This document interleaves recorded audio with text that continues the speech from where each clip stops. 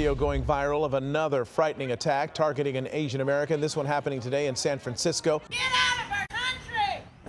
Get out! We are clearly seeing, a result of the hatred that was spread over the last 8 years has disseminated down to the street level, and we're seeing it now. We are in pain. We are frustrated. We're scared. Stop Asian hate! Stop Asian hate! When the images of Asian Americans being slashed, beaten, or even killed in broad daylight began flooding social media, the U.S. government did little to protect human rights within its own borders.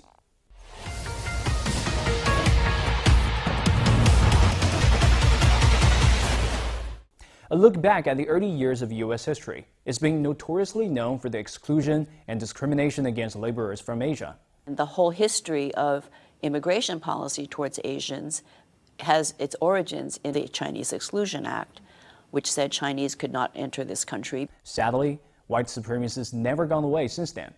The historical and structural problem of racism has been festering like cancer in nearly every aspect of the life of U.S. minority populations. Since the outbreak of the COVID-19 pandemic, Asian Americans have become victims of surging racial violence and targets of hate crimes. The Center for the Study of Hate and Extremism at California State University has found anti-Asian hate crime in 16 of America's largest cities increased 145% in 2020. Nonprofit group Stop AAPI Hate has documented nearly 3,800 reports of attack or abuse against people of Asian descent between March 2020 and February 2021. We've had enough of this racism from Black Lives Matter to now.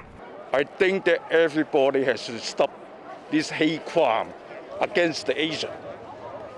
And I think the Asian has been experiencing this discrimination for a long time.